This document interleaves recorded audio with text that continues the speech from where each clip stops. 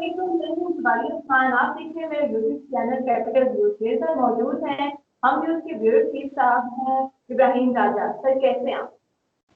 जी बिल्कुल ठीक, आप ठीक हैं? अल्लाह का शुक्र है।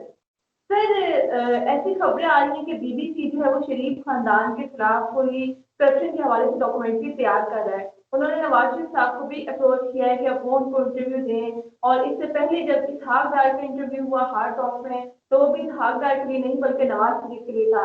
तो आपको क्या लगता है कि अब जो है वो नवाज शरीफ बीबीसी को कोई इंटरव्यू देंगे? देखिए, मियां नवाज शरीफ तो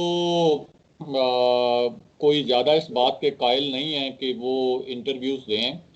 और वो जब मीडिया टॉक भी करते हैं तो अमूमन हमने देखा है कि वो सवालात लेने से परहेज़ करते हैं।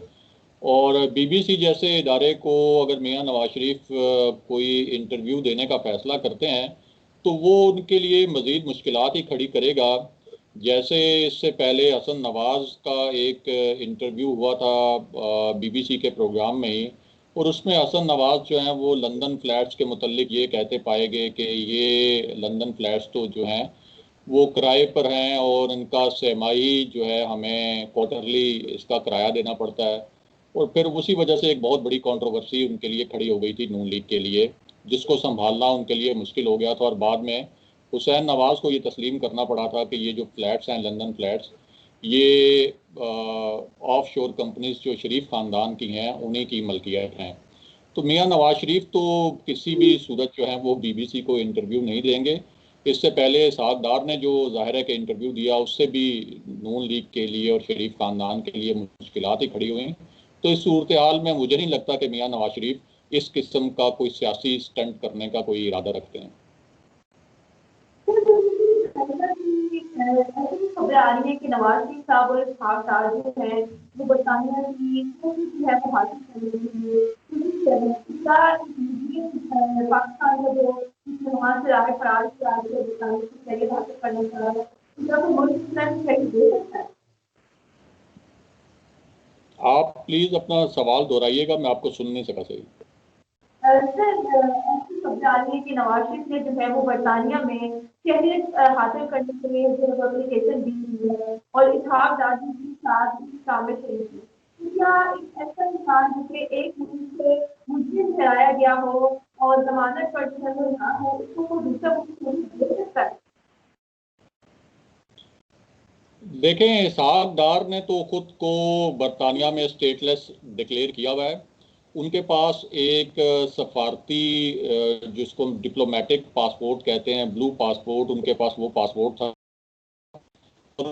कि पाकिस्तान ने कहा था कि अब चूंकि आपकी सेनेटरशिप भी मुअत्तल कर दी है सुप्रीम कोर्ट ने, तो आप अपना वो पासपोर्ट जो है वो सरेंडर करें।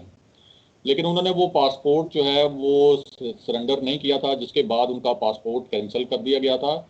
और अब उन्होंने खुद को एक स्टेटलेस शख्स के तौर पर वहाँ पे डिक्लेयर किया हुआ है। मियां नवाज शरीफ जो हैं उनके बारे में हमारी इतला ये है कि उनको मेडिकल ग्राउंड्स पे 6 महीने की वीज़ा एक्सटेंशन मिली है।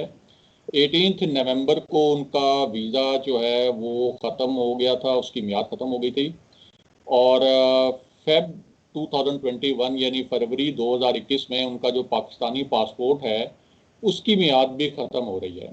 तो अब 6 महीने का जो उनका वीज़ा एक्सटेंड इनिशियली किया गया है मेडिकल ग्राउंड्स के ऊपर, उसके बाद उस क़याम को बढ़वाने के लिए हुसैन नवाज ने खुद भी तस्दीक की है कि जो चोटी की कानूनी फर्म्स हैं बरतानिया की, उनकी खिदमात ली गई हैं ताकि मियां नवाज शरीफ की का जो क़याम है वहाँ पे वो बढ़ाया जा सके। क्योंकि पाकिस्तान की जानिब से, हुकूमत पाकिस्तान की जानिब से बरतानिया पर एक सफारती दबाव है कि मियां नवाज शरीफ पाकिस्तानी अदालतों से मफरूर करार दिए गए हैं, उन्हें इश्तिहारी करार दिया गया है। और पाकिस्तान ने जो अदालती फ़ैसलों की नकूल हैं वो एक डोसियर की सूरत बरतानवी हुकाम के हवाले भी की थी। लेकिन चूंकि बरतानिया ने उसके ऊपर कोई ख़ास रिस्पांस नहीं दिया, तो पाकिस्तान ने फिर एक बरतानिया से एक चार्टर फ़्लाइट आनी थी जिसमें उन पाकिस्तानियों को डिपोर्ट किया जाना था जो कि गैर कानूनी तौर पर मुकीम थे बरतानिया में। लेकिन पाकिस्तान ने उस चार्टर फ़्लाइट को इस्लामाबाद में लैंडिंग की इजाज़त नहीं दी और वो फ़्लाइट जो है वो बरतानिया में रुकी रही। उसके ऊपर एक बहुत बड़ा सफारती तनाज़ा पैदा हुआ पाकिस्तान और बरतानिया के दरमियान। फिर बरतानिया ने पाकिस्तान को धमकी दी कि पाकिस्तान जो है वो एक मुआहदे का हिस्सा है और उसको कहते हैं पाक EU री एडमिशन एग्रीमेंट। उस मुआहदे के तहत पाकिस्तान पाबंद है कि जो तारकीन वतन बरतानिया से गैर कानूनी तौर पर वहाँ मुकीम है, उनको जब पाकिस्तान भेजा जाएगा तो पाकिस्तान उसको कबूल करेगा। लेकिन जब पाकिस्तान उस चार्टर फ्लाइट को लैंड नहीं करने दे रहा था तो बरतानिया ने पाकिस्तान को ये बाज़ाब्ता वार्निंग दी कि पाकिस्तान के खिलाफ आलमी फोरम्स पर कानूनी कार्रवाई की जा सकती है, जिसके बाद कोई 1.5 महीने के बाद उस फ्लाइट को पाकिस्तान में लैंडिंग की इजाज़त दी गई। लेकिन ये जो एग्रीमेंट है ये इसी साल ख़त्म होने वाला है पाकिस्तान और बरतानिया के दरमियान, और अगर ये एग्रीमेंट एक्सटेंड नहीं होता तो उसके बाद दोबारा से पाकिस्तान इस पोजीशन में होगा कि बरतानिया पर मियां नवाज शरीफ की पाकिस्तान हवालगी के हवाले से दबाव डाले। और इस वक्त यकीनन मियां नवाज शरीफ के लिए बरतानिया में रहना और अपने क़याम को तोसी देना कोई ज़्यादा आसान नहीं है। उनके पास ये ऑप्शन है कि वो सियासी पनाह ले लें, पॉलिटिकल असाइलम जिसको हम कहते हैं, लेकिन अगर वो सियासी पनाह लेते हैं तो उससे उनकी जो सियासत है पाकिस्तान में उसको बहुत नुकसान पहुँचेगा। बहुत शुक्रिया साहब, आपने अपने कीमती वक्त दिया। इंशाल्लाह दोबारा तक मिलेगा।